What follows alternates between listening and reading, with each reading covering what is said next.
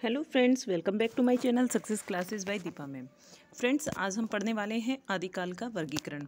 आदिकाल का वर्गीकरण ये हमारा क्लास जो है 6 नंबर का क्लास होगा हिंदी साहित्य के इतिहास में।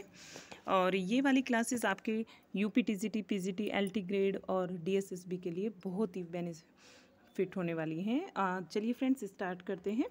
आदिकाल के अध्ययन की सुविधा के लिए आदिकाल को हमने निम्नलिखित वर्गों में बांटा है। पहला है हमारा जैन सिद्ध साहित्य, दूसरा जैन साहित्य, रासो साहित्य, नाथ साहित्य, लौकिक साहित्य और गद्य साहित्य। फ्रेंड्स देखिए, यहाँ पर एक क्वेश्चन भी बना है पीजीटी 2004 में कि आदिकालीन काव्यधारा में क्या उपलब्ध नहीं है। देखिए, जैन साहित्य इसमें उपलब्ध है, सिद्ध साहित्य भी है, लेकिन सिख साहित्य यहाँ उपलब्ध नहीं है। जो सिख साहित्य दिया गया है यही हमारा ऑप्शन होगा, क्योंकि इनमें सिख साहित्य नहीं आया। और नाथ साहित्य भी हमारा है। नेक्स्ट चलते हैं सिद्ध साहित्य। सिद्ध साहित्य का जो समय है वो 7वीं से 8वीं शताब्दी माना गया है। और बौद्ध धर्म की दो शाखाएं थी, एक थी हीनयान और दूसरी थी वज्रयान।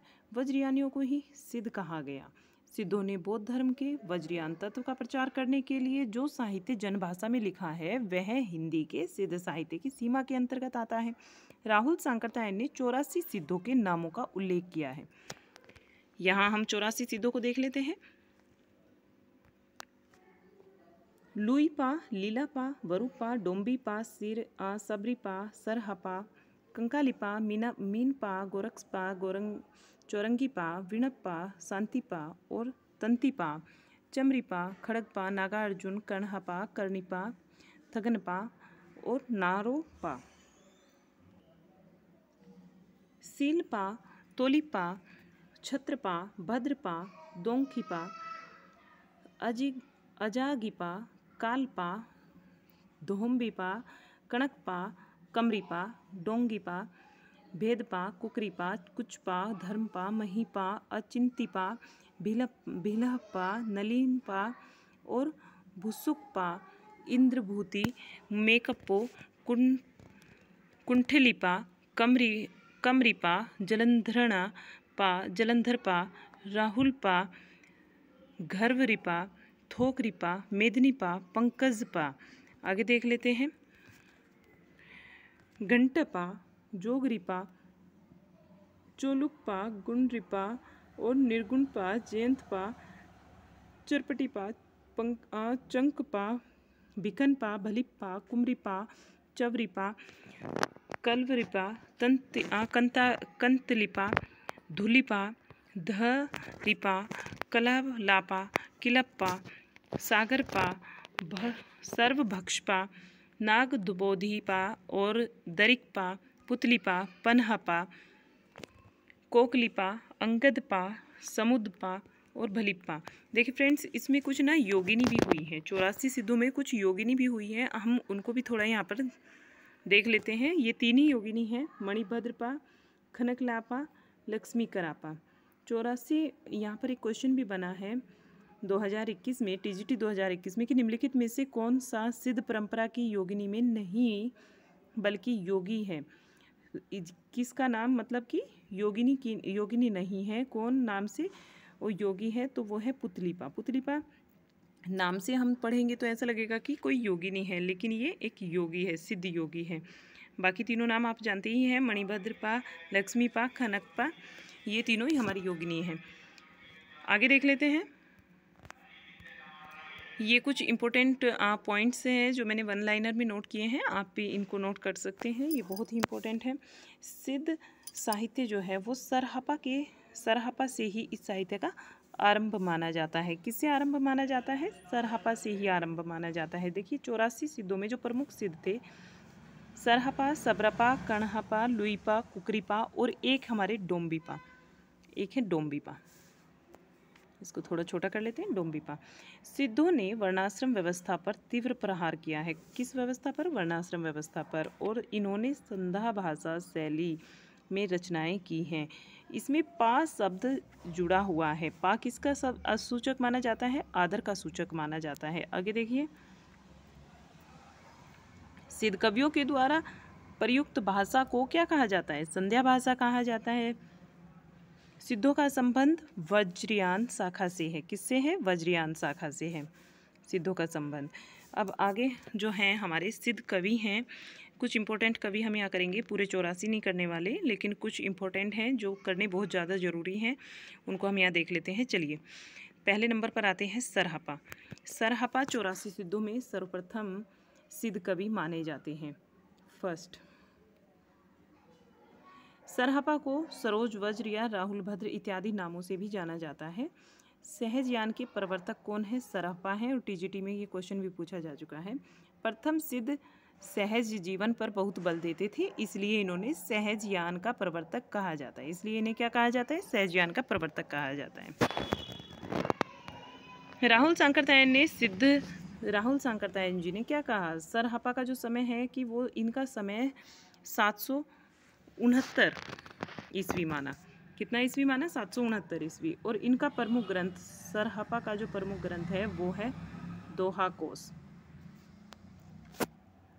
वैसे सरहपा के द्वारा रचित 32 ग्रंथ बताए जाते हैं, लेकिन इसमें दोहा कोश ही सबसे ज़्यादा प्रमुख है। सरहपा ने पाखंड और आडंबर का विरोध किया है तथा गुण सेवा को महत्व दिया है। गुण सेवा को इन्होंने महत्व दिया है। पहले दोहा और चौपाई की पद्धतियों का प्रयोग किया है। पहले दोहा की और चौपाई की पद्धतियों का इन्होंने प्रयोग किया सबसे पहले। ठीक है, सरहपा ने ही प्रयोग किया था। ये क्वेश्चन भी बन जाता है यहाँ से कि सबसे पहले दोहा और चौपाई की पद्धति का प्रयोग किसने किया अपने काव्य में? तो वो किया है सरहपा जी ने।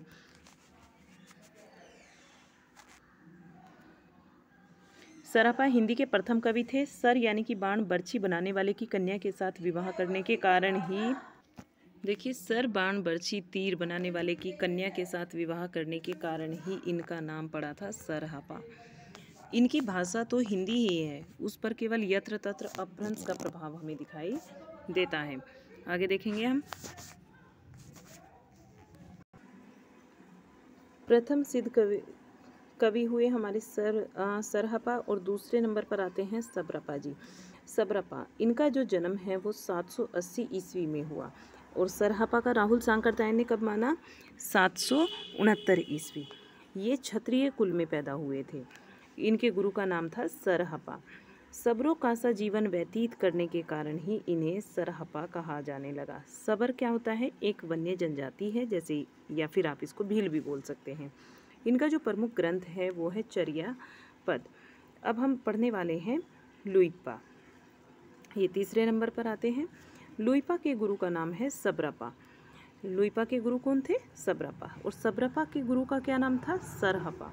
लुइपा राजा धनपाल के शासनकाल में एक कायस्थ परिवार में उत्पन्न हुए थे। देखिए, ये पूछा जा सकता है कि लुइपा किसके समय में थे, किस राजा के समय पे थे, या राजा धर्मपाल के समय पर कौन था? राजा धर्मपाल के समय कौन से सिद्ध कवि थे? तो वे थे लुइपा। 84 सिद्धों में इनका ऊंचा स्थान माना जाता है, और इनकी कविता में रहस्य भावना की प्रधानता थी। इम्पोर्टेंट है, आप नोट डाउन कर सकते हैं इसको। आगे चलिए। डोम्बिपा। डोम्बिपा के गुरु का नाम था विरूपा, और डोम्बिपा मगध के क्षत्रिय थे। इन्होंने 21 ग्रंथों की रचना की, और जिनमें से इनके 3 ग्रंथ प्रमुख है। एक डोम्बी गीतिका, याद करना भी इसको ईजी है। देखिए, डोम्बिपा के नाम पर ये डोम्बी गीतिका, योगचर्या और अक्षरद्वा को उपदेश, तीनों ही इंपॉर्टेंट है, आप इनको याद कर लीजिए। नेक्स्ट है कणहपा। कणहपा के बारे में हम पढ़ने वाले हैं। कणहपा के गुरु का नाम था जलंधरपा। इनका जो जन्म है वो कर्नाटक में हुआ था, और ये जाति से क्या थे? ब्राह्मण थे। इन्होंने लिखे हैं 74 ग्रंथ, कि इनके द्वारा 74 ग्रंथ लिखे गए ऐसा बताया जाता है। इन्होंने शास्त्रीय रूढ़ियों का खंडन किया है। इनके बारे में इतना ही मिलता है। आगे चलते हैं। कुकरीपा। कुकरीपा के बारे में हम पढ़ लेते हैं थोड़ा। कुकरीपा के गुरु का नाम था चरपटिया। कुकरीपा कपिल वस्तु के ब्राह्मण थे, और इनका जो जन्म है उसका कुछ भी अभी तक पता नहीं चला कि कहाँ इनका जन्म हुआ था, लेकिन इनके द्वारा रचित 16 ग्रंथ माने जाते हैं। ये सभी सहज जीवन के समर्थक थे।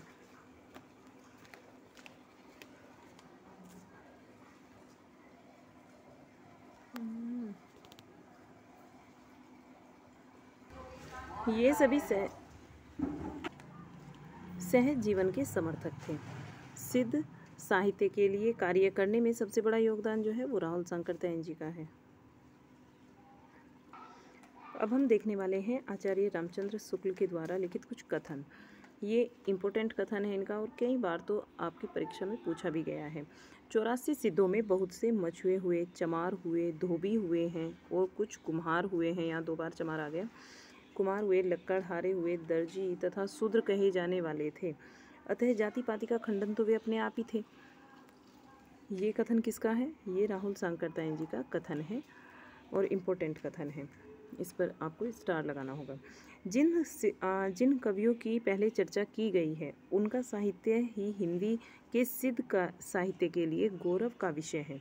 इन कवियों ने हिंदी साहित्य में कविता की जो प्रवृत्तियां आरंभ की है उनका प्रभाव भक्ति काल तक चलता रहा। आगे देखिए, रूढ़ियों के विरोध का अक्खड़पन। जो रूढ़ियाँ हैं उनके विरोध का अक्खड़पन जो कबीर आदि की कविताओं में भी मिलता है। इन सिद्ध कवियों की ये जो है वो सिद्ध कवियों की ही देन है। इन्हीं सिद्ध कवियों ने ये अक्खड़पन की अपनी कविताओं में जो अक्खड़पन रखते थे वही देन भक्ति काल तक दिखी, कबीर तक के साहित्य में दिखी है। कृष्ण भक्ति के मूल में जो प्रवृत्ति मार्ग है उसकी प्रेरणा के सूत्र भी इसी साहित्य में मिलते हैं। देखिए फ्रेंड्स, यहाँ तक ये वीडियो आज का हमारा कंप्लीट हो जाता है। और इसी के अगर आपको ये वीडियो हमारा पसंद आया है तो इसको please like, share and subscribe कीजिए चैनल को। बेल आइकन को भी प्रेस करिए जिससे समय पर ही आपको सारे नोटिफिकेशन मिल जाएं। Thank you for watching this video.